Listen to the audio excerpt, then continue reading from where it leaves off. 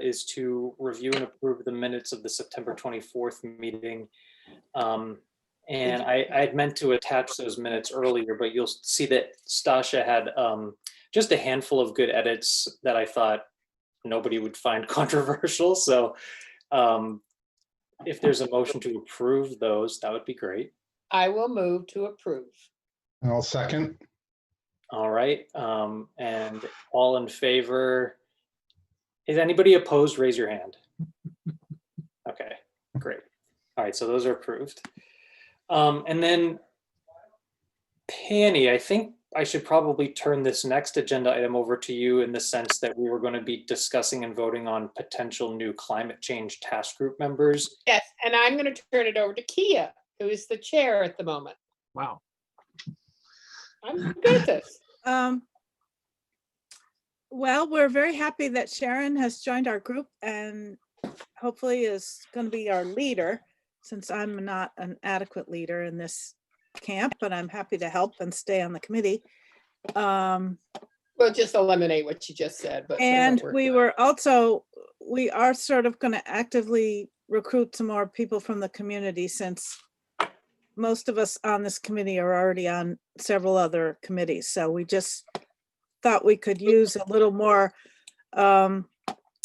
involvement, because climate change gets more and more important in the news cycle every month, it seems. So I think Penny was going to help us recruit, right, Sharon?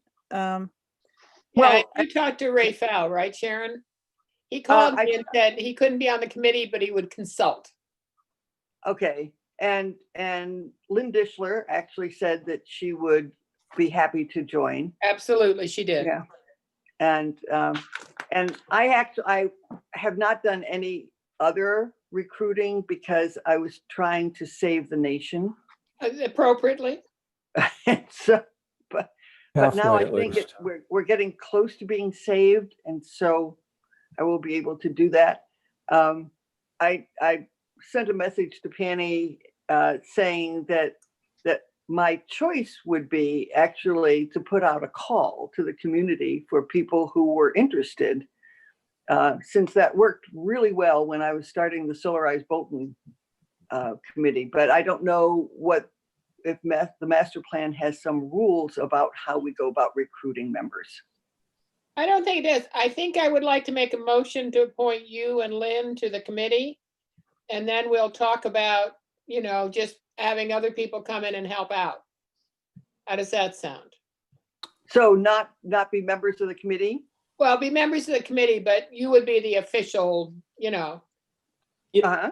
everybody would work on the committee, but So- you don't, so- so- otherwise, But they is- have more committee members than, objectives. But there's when you say steering committee, are you uh, talking about the master plan committee or the? Yes, no, But- not the master plan committee, the climate change committee. The task force. Well, It's a task task force. Yeah. but Yeah. that if Sharon is willing, wouldn't you want her to be on the master planning committee? Well, that's our next agenda item, Ken. Yeah, that's Okay. after climate change. Okay, So I'm suggesting that, well, I didn't think that, I don't mean to interrupt, but I didn't think that that the master planning committee needed to approve members to task forces. Am I wrong about that? well, Kia thought we should vote it, so I can't hurt. Okay. So I'm suggesting that Sharon be chair, you're be on it, Kia be on it. With a little luck and the creek don't rise, we may have a new director of public works after tonight. Keep your fingers crossed. Rebecca will be on it. Lynn Dish will be on it, and then whoever else that Sharon recruits, and then Betsy Taylor Kennedy will be a consultant, as well as Ray Fowl said he'd help out whenever he could. Okay, good. So I'll make that motion. So a second. Second. Okay, I guess what I'll just say, anybody opposed to the motion, raise your hand and offer your thoughts. All right, so it looks like that's unanimously approved. Congratulations and thank you very much. My pleasure. And Sharon, the way we used years ago, there was another committee that worked in this type of function, with task force members. And we went out and recruited people, and everybody worked on it for as long as they could. And so anybody who's is welcome, Ah, who good. can help you. Okay. So you don't need the approval, but this one group of committee is your sort of official committee. Okay, great.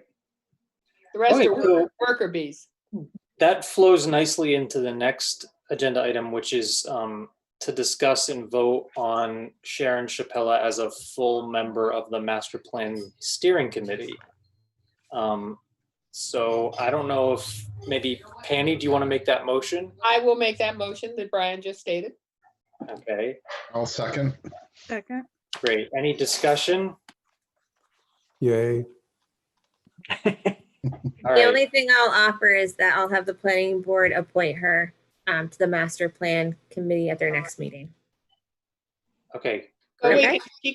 she can still stay with us. That's totally fine. You don't have to have them bless you to stay around. Of So, course. Erica, do we need to take a vote? Yeah, why not? Technically, it's the planning board that needs to appoint Sharon, but I think it's nice to have it in your meeting minutes that. Yeah, you- so we can vote it as like a unanimous recommendation. Sure. Yeah. Yeah, exactly. Does it get a woo-hoo? Yay. Yes. Woohoo, there you go. We can just do a clap. Oh, that's good. All right. Okay, that took Great. care of that business. Thank you. All right, we're moving right along. So then the next thing was to discuss the draft vision as the basis for public engagement. And actually related to that is some work behind the scenes that Bob Romer and I had been doing. We're going to try to set up an initial Zoom meeting with a consultant from MAPC to talk with her about different ways that we can start to engage with community members, especially in this age when everything's being done by Zoom. But before we did that, I mean, I think that'll probably happen in two phases. First, there'll be a call probably with like me, Bob, some people from the communications task force, and somebody from MAPC. And then maybe we'll actually have that MAPC person come and meet with the entire committee. But first, we were hoping to get some feedback from this committee here about maybe your ideas of what you would like to see happening over the next few months in terms of public outreach. And so tonight I'd like to talk both about the vision as something that we can be rolling out and getting feedback on to the public, and also more generally, how do you want to start engaging with the public on some of the substantive issues that the master plan has to address. So I would love to not be the one talking all the time. So does anyone have anything to offer? Well, I think Sharon's idea about the way she worked on the of previous committee she was on, the Sore eyes, yeah, Bolton. right. um, She asked people who could help, and they became interested and got involved. That's one way to sort of spread the name and the work we're doing. It's not It was really useful in identifying, I mean, I had no idea what kind of skill base I was going to need, but people who had the skills that were necessary and who knew about it volunteered. So I think that what it does is it allows us to go beyond our circles of friends and acquaintances and let people who care about the topics that we're covering to actually agree to volunteer. So, But I mean, it worked really well. I don't know if it would necessarily work again, but I think that's the best way. I mean, there's so many people I don't know in town. But I think part of what Brian's asking about though is in getting information out and getting feedback from people, whether they want to volunteer or not. Mm-hmm. And Oh, think- I see.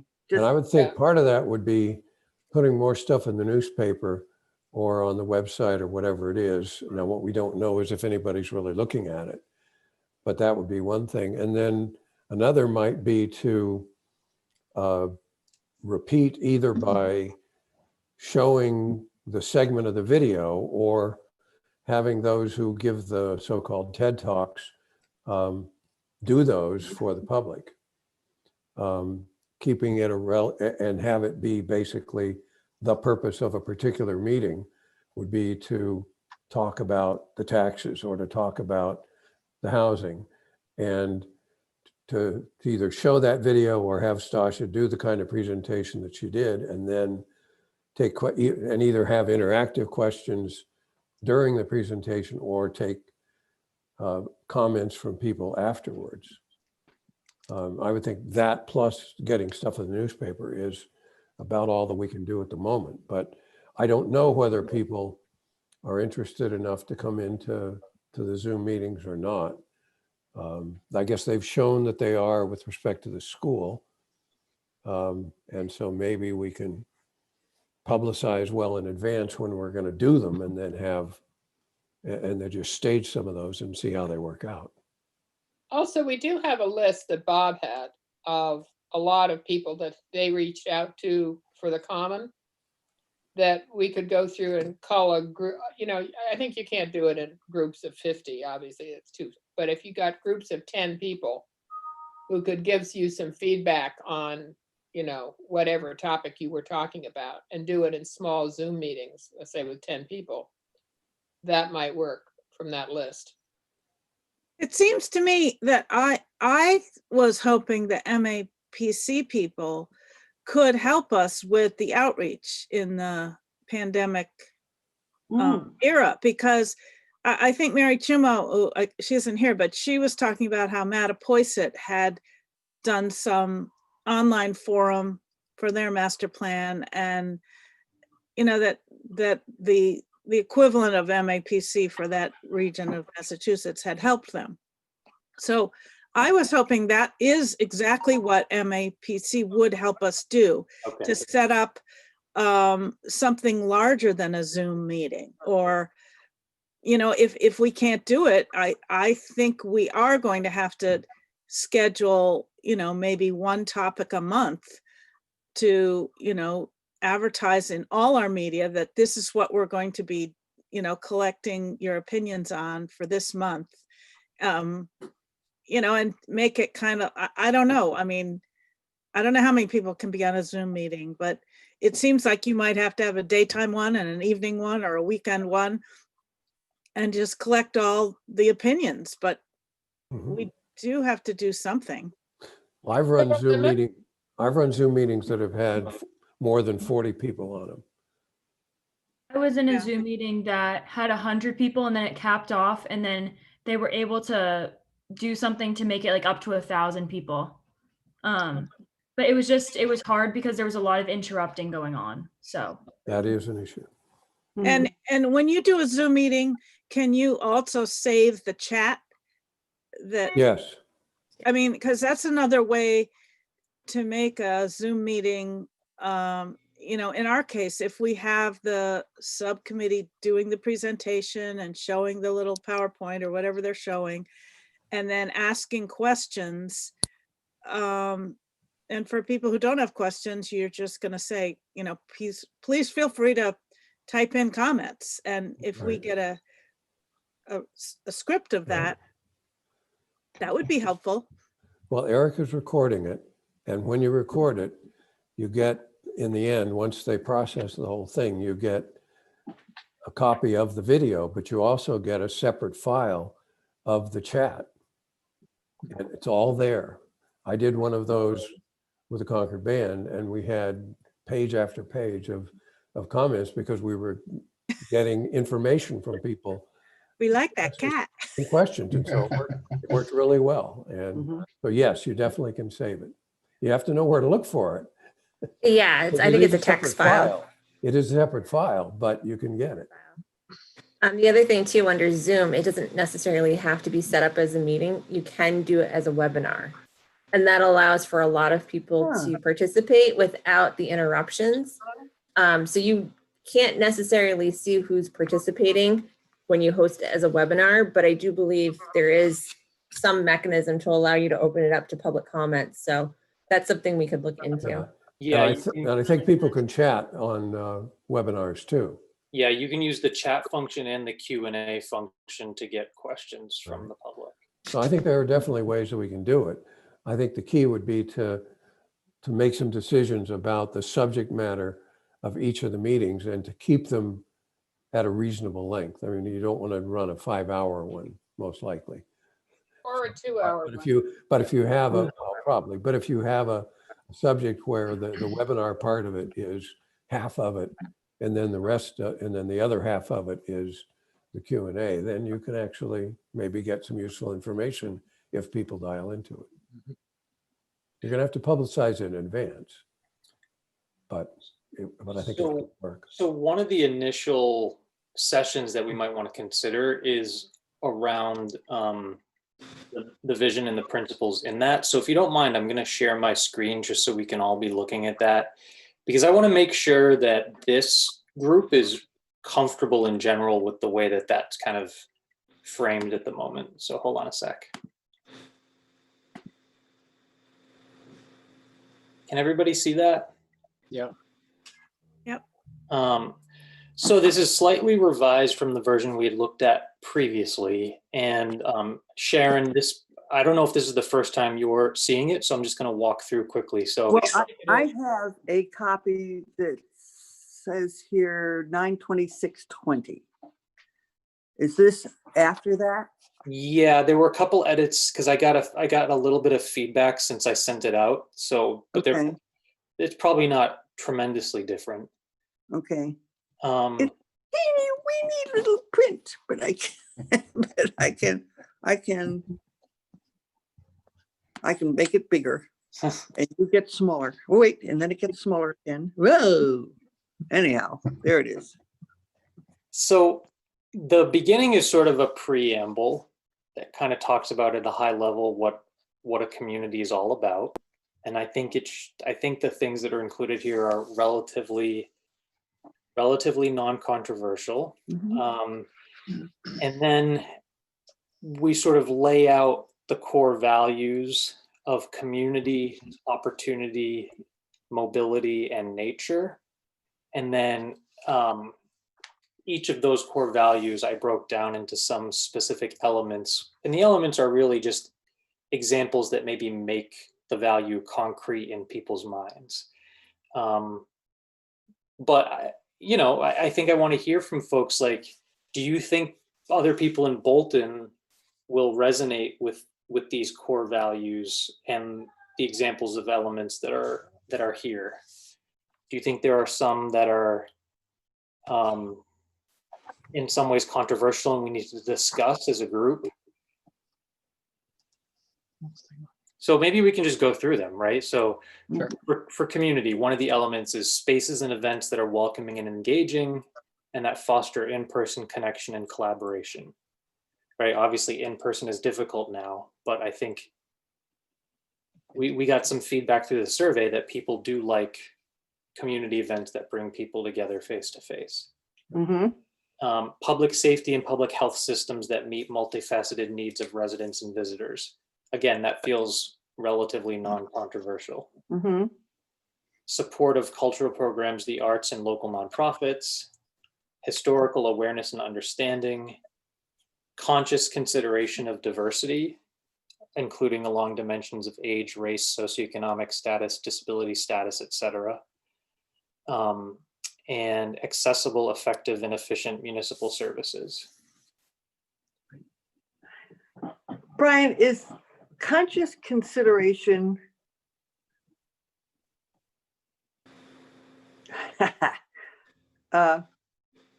one can do that from a great distance. I think in our culture now, or our society now, we're being asked to consider it really seriously. I'm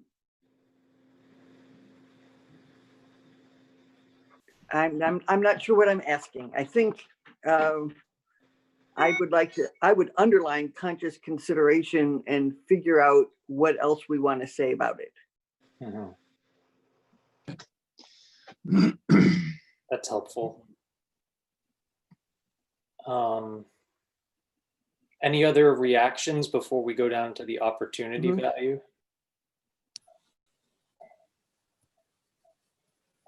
I guess my overall comment is if we're going to do outreach Zoom meetings, I wouldn't start with this. I would start with the survey and maybe with something that was a little higher level as to the kinds of problems that we were trying to investigate with it. And then this would have much better context once people understood what the survey told us and didn't tell us and what the areas people have issues with and things like that. I have no problem with the content of any of this and with spending one or more meetings discussing it, but I wouldn't start with it because I think people's eyes will glaze over. But if you start with a survey, you're going to grab people right away and you're going to get them to zero in on things like congestion and taxes and all the other things that they're worried about that don't necessarily hit you in the face with this vision. That's just I think my, I 100% agree, Ken. I think it's a great So point. do I. I agree with Ken. Yeah.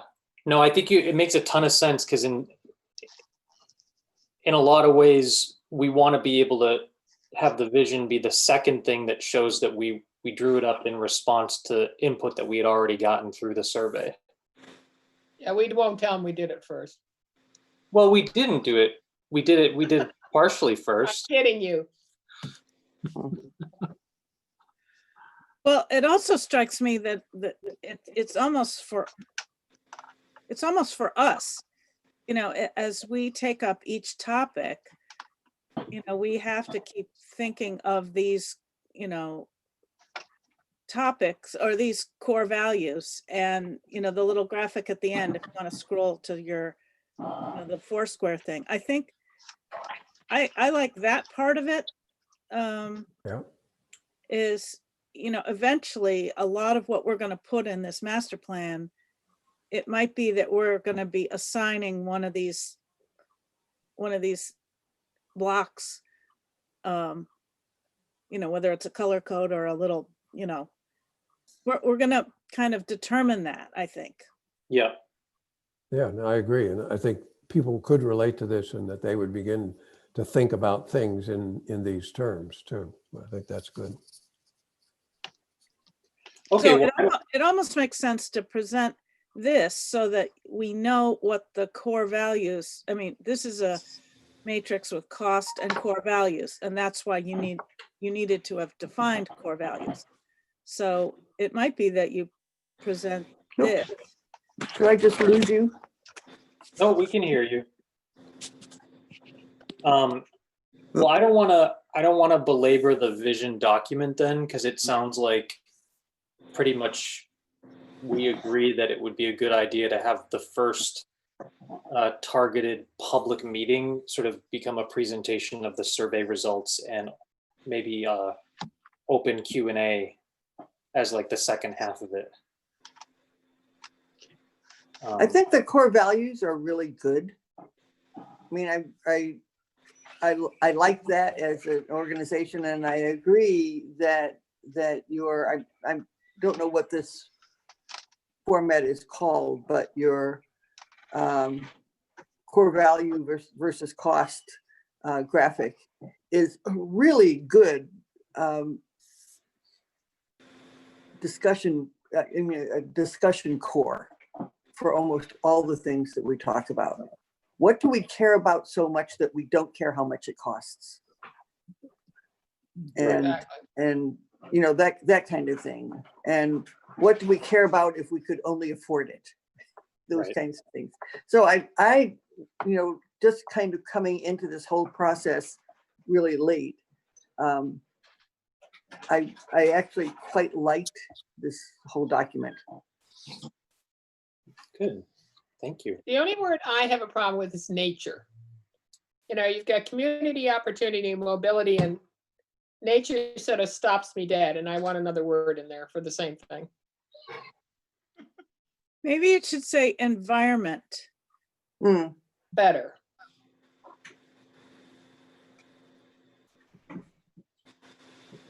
maybe. Nature. I don't know. It's just me. Or physical, well, Well, the benefit of having it be nature would be that Mm. then you have the anagram come, COME, come to Bolton, right? It's community opportunity mobility environment. Oh, we're funny. I know waste management and nature just, I just didn't know if environment would like alienate anybody. I think environment might fit Yeah. better because we have physical and psychological health, and I think environment encompasses that a little better than nature. Hmm. and all the things fit into environment. Yeah, That's what I was gonna say too, Fanny, yeah. I like Nature sort of the deer that walk through your front yard to me, but the environment is different. And certainly it does include climate Yeah. and nature. I like environment better. Would you Great. put the word "the" in front? no, just. So just environment. Oh, sorry. Okay, No. I think it's good that You way. wanna I'll take add, it back? Brian, the first, I read a lot of vision statements different when room. you were asking for input. Can you guys hear me okay? yeah. Yeah. Okay, Someone's Um, talking to somebody. that was me a couple minutes ago, so Okay, everybody's sorry. getting phone calls tonight. The top part, your, the temple or whatnot, Hold on. We can need to everybody ask, else hear that? no, we need to ask somebody to mute themselves. Is it Sharon? I think she, yeah, I think That she was needs. to me, do- sorry. Oh, No worries. I can't, yeah, I was like, I'm not gonna be able to talk, so I'll just wait. Thank you so much. I just kudos. That's all I was gonna say is I read a lot of different vision statements, that are, they were good, but they were boilerplate. And this is very unique how you set it up, but kind of spell out all the different levels and layers. And I really like it, the beginning part. thank you. Don't tell him too much because he's gonna get fat headed. So I think that's hard to do for him. I know. And anyhow, Oh my God. Yeah. man. I thought that was creative. yeah. Thank you. Well, I'm gonna stop sharing this for now. And I think we've pretty much covered what I was hoping to do for that agenda item. Does anyone else have anything they want to add or get out? No? Hey, Brian. Yeah. Hi. I was just thinking, yeah, I love that vision statement as well. And I'm just wondering, in terms of public outreach, would the group think that it might be more engaging if we somehow, just for the purposes of outreach, maybe do some visual references associated with it just to make it more engaging, so that it's not just words? I'm just trying to think of how we can make it more engaging for people Oh, to want to we can read. make it look better, if that's what you mean. Yeah, I Like mean, even, if it's a video and where we're Vicky, do incorporating something. pictures of people sitting together in public spaces or whatever it is that conjure feelings in people that are good. And yeah, this is the vision that I'd like to see for Bolton. It's just a thought. Literally a vision statement with vision, Yeah, visuals kind for the of. vision statement. Kind of. Visual statement, yeah. it's very Yeah. strong, and it's, I mean, I can see you could do graphically little Yeah. logos for each four and color code the four.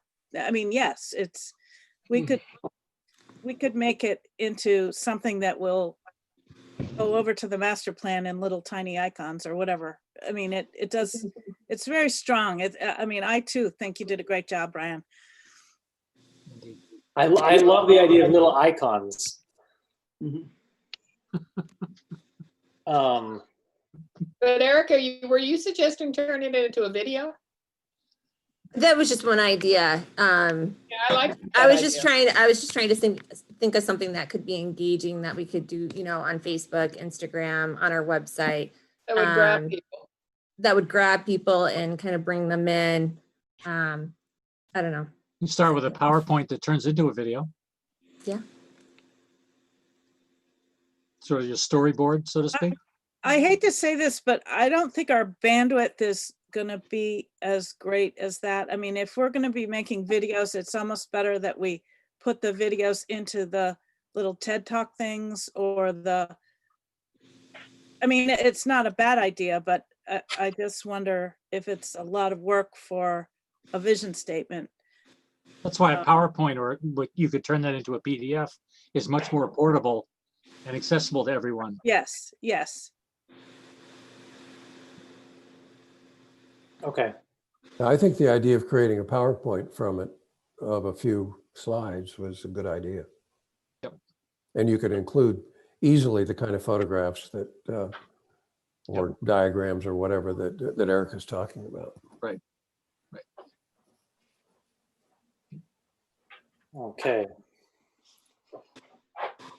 Great. All right, so I wanted to briefly spend a little bit of time talking about the tax FAQ document. So I will share that. Just give me 1 second.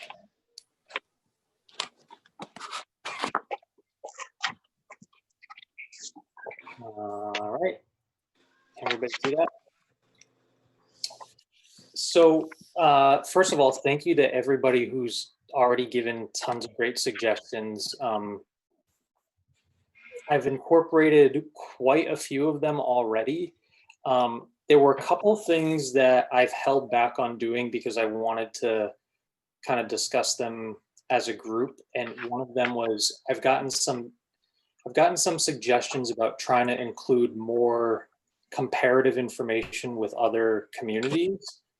And I think there are obvious pros of doing that, but there are also some cons, which is like, if the document gets to be too long, you risk that like people won't pay attention to it. So I'm just trying to figure out whether we want to keep this pretty narrowly focused on like, let's get a basic understanding of what our taxes pay for and why they are what they are, and leave some of the more like detailed in the weeds comparative data for either different portions of the master plan report or future presentations that focus on, you know, like a specific a municipal service, right? And we want to compare with other towns to show who's paying what. So that was kind of what I was hoping we could talk about as a group. Because I know, sorry, I'm getting long-winded, but I know we want to convert this into something that the communications task force can put out to the community. So I want to make sure this group is comfortable with the way we finalize this document so that it can become like a public-facing document. I personally liked your choice of towns, and I think there are plenty there. I don't think you're adding more doesn't add anything to the document on the last page. Yeah. I think you've got a really good representation. And at this point, Go ahead. I Sorry. wrote back to Brian saying, oh, would that somebody had handed this to me when we first came into town, because I have never been able to figure out why our taxes are the way they are. And I thought he just did a great job with it. It's so clear. Yeah, I agree. I think you did a fabulous job.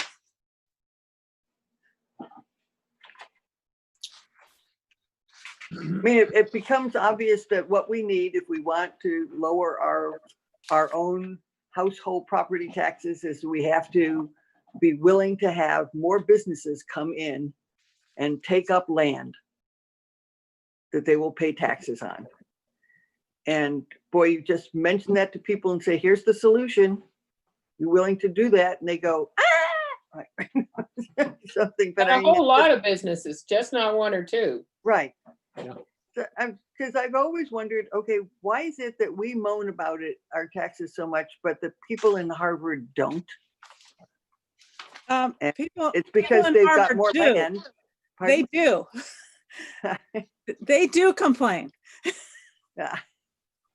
But also, you have to remember that Harvard, someone asked me why Harvard's taxes wouldn't go up as fast as when I was the chairman of the finance committee. And I said, well, at that point, 15 years ago, Harvard was getting $1.5 million from the state for Fort Devens, but none of the expense. They were getting the income, but they had no expenses associated with Devens. So it was Yeah. like free money. Well, I could have done along with $1.5 million free money, right, Ken?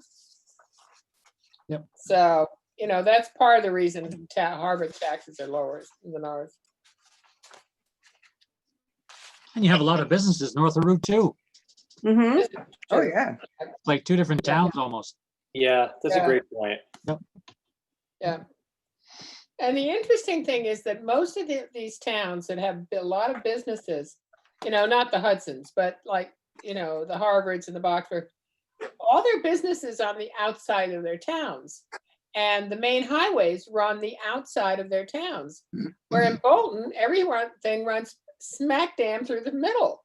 117 and 495. It's like a big X in the middle of town. Mm. But most towns don't have that. I have one slight complaint that I think one of the best things about this is we are trying to educate people on the difference between complaining about having high taxes and complaining about a high tax rate. And it's sort of bad that in that question where we're ranking it, you use fiscal year 20 for the Here, I'll tax pull it- rate. I'll pull And- it back up. For the tax rate, and we end up being the 22nd. But then when we talk about the highest average tax bill, we're using fiscal year 18, and it just so happens we're the 22nd that year too. So I think that's bad because people are going to think those two are linked, and they're not linked. Mm. So if there's any way we could either use FY19 for both, I bet those rankings will not be exactly the same. Hard getting those numbers, isn't it, Brian? It's, trying Yeah, to, and that's the problem, is getting the 18 is about the most recent one they have. everybody's got 18 compare all on of their that. website, but 19 and 20, not 20 certainly, but 19. Yes, Well- what was strange is that they have the tax rates computed for FY20, but they don't have the average single family tax bills computed, because I think that combines different data sets for the Division of Right, Local Services. So it is weird the way that there's like that strange lag. Well, as I recall, when you sent this to the treasurer and tax collector and town administrator and stuff, the comments you got back were about this. Now, have you made changes since you got, because they didn't like the comparison. So have you made changes since you got their comments or not? Yeah, I have. But it was, maybe you and I can talk later. I didn't think that they wanted me to delete anything, but just that they didn't want it to be the sole emphasis. So we reordered things and added a lot more. Right, but I guess that's the question that I would raise now to the rest of the people here is that comparison of the two different things important to have? I mean, yes, people have focused on it, but when you get right down to it, is it really important to have both of those things in there? Because if you didn't have both of them in there, then you don't have the problem that Kia talked about of comparing two different fiscal years. Is it possible that instead of listing the number and the towns, that you could write a sentence that basically summarizes the relationships? Like, I'm sorry, I'm not articulate here. For example, the highest average single family tax bill basically are listing all towns that are considered quite affluent. So you could make it, without saying 22nd, you could just say, generally we are in the category of an affluent town as well as blah, blah, blah, and blah. Whereas the other one, you could say the tax rates vary a lot by town, but it depends on where in the evolution of the town is as they're reinvesting in their infrastructure. Because 10 years ago, everyone in this town went ballistic because we were the third highest tax rate. But, you know, we had just done 3 major big projects, you know, the police, the library, and the sewer facility. So, you know, I mean, Harvard's building a school. They're about to get zinged, you know. Yeah. Maynard just built a school 5 years ago. I mean, so it's like, if we could explain that the tax, I mean, look at those towns. They're completely, they're Yeah, almost well, random. They're random towns. Yeah. Okay, Some are big, some are little, some are urban, some are suburban, you know, I mean, it's not, I don't know how to okay, well, help there. the first paragraph of this question's answer is supposed to be the explanation of the difference between the average single bill and the tax rate. So if you want to beef that up in the explanation, that's fine. I would vote for leaving the tax rate out in terms of comparisons. And from my perspective, which is, you know, a long-term one, but from my perspective, the whole thing with tax rate is Dave Lindsay's fault. That nobody really paid any Yeah, attention. David's gone now. Nobody paid any attention to it, and it really wasn't relevant because it went up and down based on what you just said of what you were building at the time and all that. And that what was really important for people to understand was what the average was, because they could compare themselves with the average. If they live in a big house, then they know they're going to pay more than if they did in a little one. And if you want to compare us with other affluent towns, then, you know, you can do that. So if anything, that should be, and I think that was the gist of the comments from the town government, was that we should de-emphasize, if there's a way to do it, whole tax rate comparison business, because it's so irrelevant, really. What if on paragraph 2, you just left in the opening statement for FY20 and then leave out all those different towns? I wonder if the people would even know much about it, and I don't know that it's relevant. You could just have the assertion, you know, for That would be okay FY20, with me. 22nd highest, That would period. be okay with me. But Except- I don't think it's good to say we're the 22nd highest. I mean, what, Doesn't it shoot down the notion that we are way at the top? We must be the most taxed community in the whole state. the problem is, it doesn't matter where we are compared to other towns. It matters what we pay. It doesn't matter what the Right, but number that you end up dividing our assets by our budget, and you get this number. It's the number that math gives you. It doesn't, but Well, That's the third paragraph. let me offer a slightly different perspective, which is that it does matter in the sense that that number cannot ever go above 25 because of Prop 2.5. but that's not the issue that people have. No, but no. but- Nobody is worried about that. I mean, Well, you're can I- correct, but nobody is worried about that, Right. ever. I think, can I just put something in here?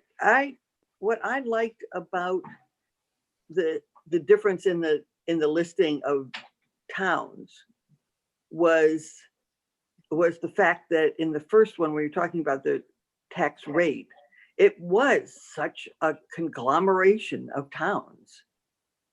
And in the second, or now the third paragraph, where you talk about family tax bill, it really has to do with how expensive your house is. Right.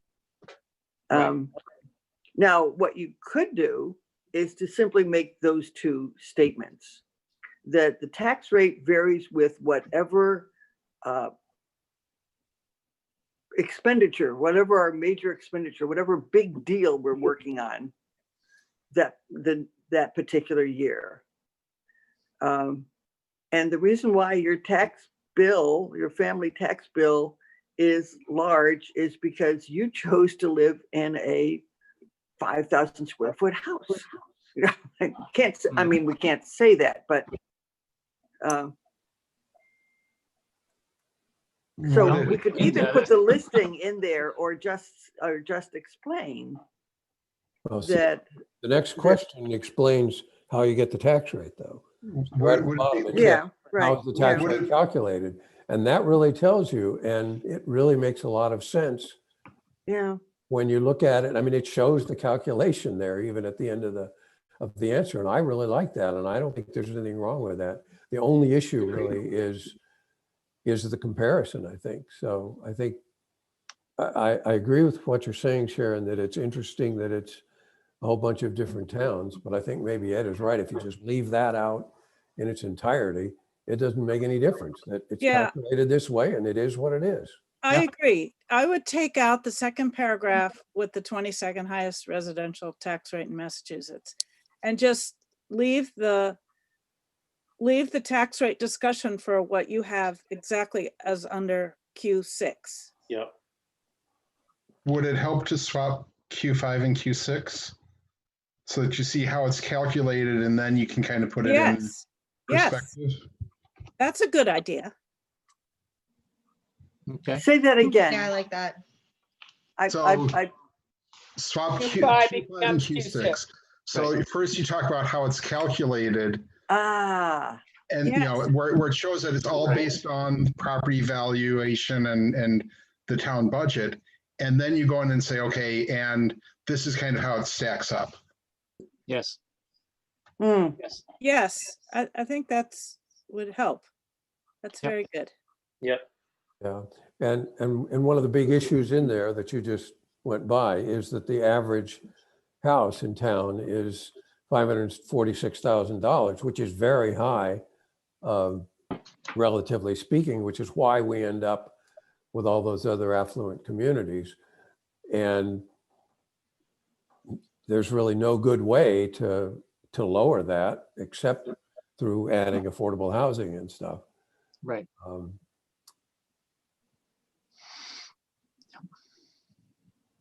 At some point, you have to call a spade a spade. Right. We like big houses. We like 3-car garages. You know, we like the greenery. We like the smallness. We don't like commercialism. And we've chosen Bolton. We've all made right. that choice instead of moving to someplace closer to Boston that's not as desirable. And at some point, we just have to call a spade a spade. It's why we live here and we pay the money for Right. it. And I guess what I would hope is that the people who complain about the taxes being too high, after going through this, would at least understand where they came from and how the numbers were calculated, and Right. either that there's the main thing they can do about it if they want to is leave. Right. In a sense, I mean, that sounds I would crappy, quote but in Candace, a way that's true because Weston is that way.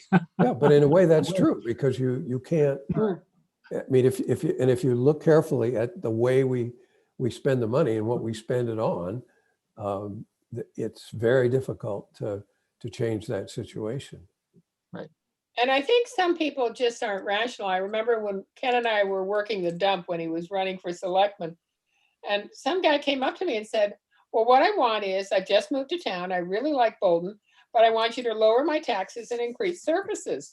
And Sure. the first question I asked him was, when did you move to town? Oh, I just moved here 6 months ago. I said, did you know what the taxes were when you bought your house? Oh, yeah, I didn't have a problem with that. And I said, well, now you can explain to me how you can increase services without, without any money. But so they really don't think it through. And I think this really helps them think it through. Yeah, and I think if we have a session on this devoted to this, that, and with some of the feedback that we got from the survey about taxes and stuff, that it can really engender a lot of discussion for one thing, but I think it should open people's eyes. We'll have to see. As but you I said, would most think people so. don't understand this. Unless you've been on the finance committee, unless you've been on advisory. or That's select- exactly what I said in my comments back to Brian. It's like, I wish I had this the first day I set foot in the finance committee room. Like, Yeah, this you is know. a great primer. Yeah, you did a really good job, Brian. So if people are okay with it, I know Kia has graciously volunteered to help me pretty this up a little bit for public consumption. So what I can do is I can implement some of the changes we discussed and then work with her to try to turn it into like a newspaper friendly format, and then also something we could post on the website. And you'll have others. I'd like to review it again too. Okay. All right, well, mindful of the time, I wanted to just move along to our last, oh, Erica, did you have something to say? Oh, I wanted to move on to our last agenda item. I figured we could close with just a general discussion of how things are going for each task group. It's okay to say that you don't have any updates, but what I know Bob and I were really interested in is finding out whether you have any short-term needs that you want us to be working on or helping you with. And as part of this, I also wanted to ask you whether you would be available to meet again later this month, or if people can only meet in December. So those are the two things I was hoping to hear. Oh, and there's the cat. What is the cat's Not on name? Thanksgiving. What is the cat's name? Callie. Oh, you're beautiful. Beautiful. Yes. I had no problem meeting again. And my short-term needs is I want you all to pray for a really good head DPW director. Yes. Hmm. Yes. Are we wedded to Thursday night? Works. I don't think we're wedded to anything, are we? Because the problem with Thursday, of course, is that later in the month, Thursday's Thanksgiving, and we clearly don't want to do that. But you could do the I don't know, maybe early that week, or I think there are a few days after Thanksgiving before you hit December, so you could do the Monday or Tuesday or Wednesday and at the end of the month, assuming that people are available. Well, I was wondering how the water and sewer was doing and whether they might, like, if we could meet on the 19th, which is the Thursday before Thanksgiving, and just have it be pretty focused on maybe a primer from water and sewer. But I just don't know where you guys stand with that. That's okay. I Is that can't what get we're- there until 8 o'clock. Okay, that's good to know. And Mark, you're the only one here from water and sewer, right? Yeah, I think Chris and I were supposed to work on a presentation, and I know, well, Chris Rogers and I were supposed to work on some stuff, and I know Chris Slade is working on some things. We have some other kind of, some other stuff that's getting put together. I'm not sure. I'd have to check with the rest of the task group to see if we're ready to present anything early on the 19th. Okay. I would also like to offer that our new DPW director, assuming everything goes well, does have experience with water and sewer. So he might be a really great contact in the next couple of weeks to sort of run, some things by him. So Since he won't have anything else going on. Yeah. I know. also- Well, but also I don't do for- offer. Yeah, and if he starts fairly soon, because someone said he didn't have to leave another job at this point. Right. Right. He's in between jobs, so I intend to get really friendly with the DPW director. Me too. He's gonna become my best friend. Yeah. It sounds like he's got some great experience. So I vote December. I have a lot going on, and the week before Thanksgiving is kind of crazy, and I rather we just go to December, early December. I don't think that's terrible. Yeah, maybe we should. So I'm looking at the calendar, right? And Thursdays are tough because we've got Thanksgiving on the last Thursday of, Christmas Eve. and then Christmas Eve and New Year's Eve are on Thursdays. So Yeah. I'm sort of wondering if it also makes sense to aim for like the first or second week of December, because I don't imagine us squeezing in another meeting at the end of Like a December. Tuesday or the 8th or the 15th? Oh no, I was thinking a Thursday again, so it would be either Thursday the 3rd or the 10th of December. I can do either. Either one is fine. That's Yeah. fine. Either. Either works for Yeah. me.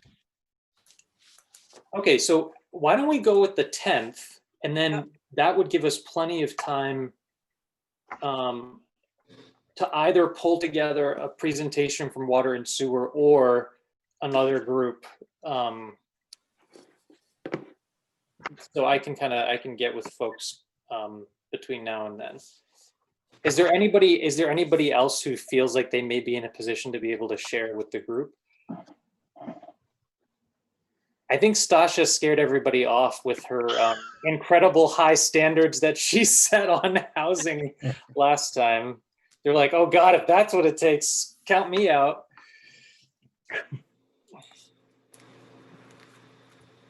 I can do the 10th. The good thing about the 10th is if we're gonna have a holiday break, it's kind of halfway between when we're probably gonna meet in January. So Yeah. I would go with the 10th.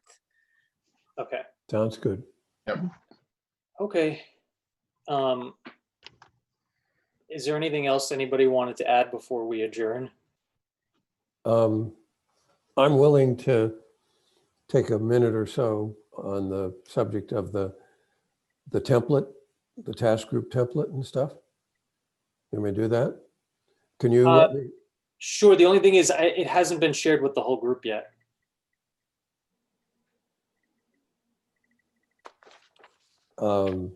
If you'd rather not, then I won't. It's up Oh, to no, you. no, no, we can. I just wanted you to know if you're going to add, like, not everybody has seen the document, but you can say Okay, whatever you well, want to say. yeah. Put it up so everyone can see it and they can read along. Yeah, can you let me share my screen then? Um, I think you I- have to give me permission. yeah, I don't know if I can, but maybe Erica Or can. Erica can. Somebody needs. Oh, I guess I was able to. Okay, good.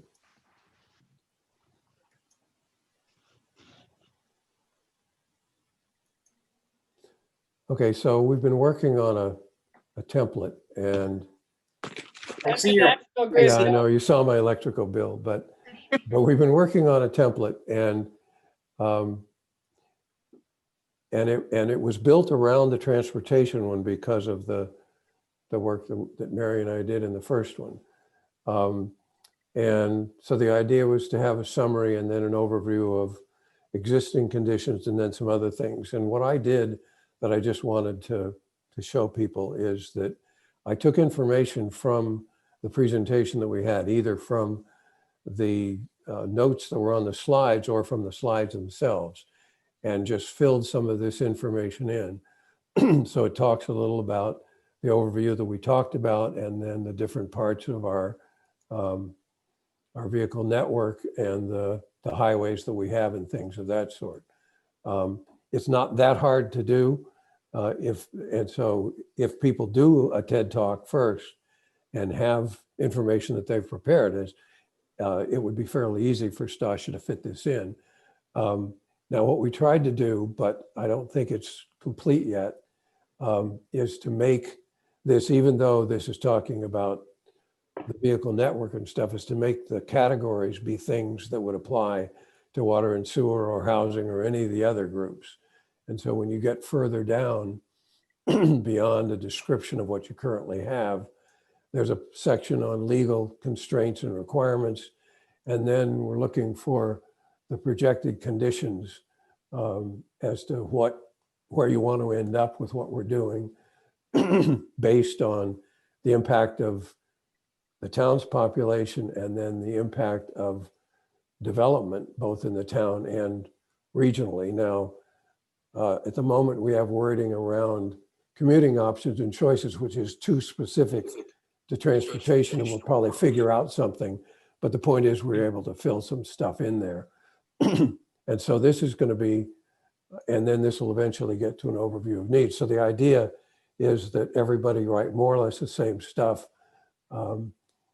in terms of format and the things that are being covered. And down in here, their data and insights from both public outreach and from the survey. So it's first things that are in the survey. So I have some of the stuff that people said about transportation in that. And then when we get to the point of having public meetings, we can actually incorporate some of the Q&A and chat ideas and stuff that those people have. So I just wanted to show that and to show that it's possible to fill it in. And so we will publish an actual final of this that people will be able to use. So that's all. That's all I really wanted to say, Brian. No, that's great. That's awesome. And yeah, basically the idea is this will be something that everybody can take it and make it their own for their task group. But the general format should be pretty standard. How soon do you think you'll have that ready, Ken? I'm just curious. Well, it depends on how you define it. What we've got so far is the existing condition. What we don't have are recommendations and all that sort of stuff. And obviously we don't have anything from the public. So I can have within the next few weeks probably something that has narrative where it fits, but they're going to be blanks because we're not ready to fill things in yet. Oh, that's understandable. Yeah, just to give everybody a guidelines on how Yeah, to well, get and their information. we'll have the outline template without that text in it sooner than that.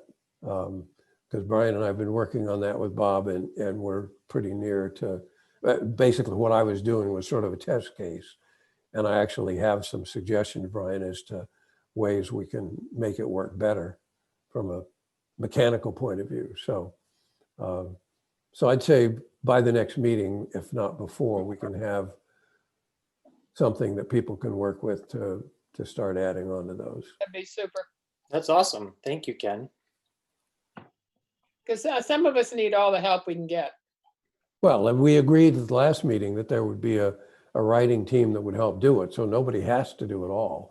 But if you have an outline at least that shows what needs to go in there, then you can provide bullet points, or you can provide, as Ed was talking about with the other stuff of creating a PowerPoint, that it's very easy to take some of these PowerPoints and turn them into to more words, and we'll want to put in graphics with them and stuff too. So sometimes brief is going to be better, but if we at least have this outline, that's what we're trying to do. Great. All right. Well, anything else before we adjourn? Well, thank you for running the meeting. Yeah. Thank you all for being here. Is there a motion by Ms. Gherkin? I move we adjourn. I will second. All right. It sounds like Mark and I everybody- are good at this. We got this one down. I know we'll all be in Sounds good. touch by email before then, but have a very happy Thanksgiving, everybody. And I want to welcome Sharon. Having her Yeah. here is great. Yeah, appreciate it a lot. I'm grateful that I get to work with all of you. So, all right. Talk to you soon. Thank Thank you, you. Sharon. Thanks. Bye, Stay guys. safe, Thank everybody. you.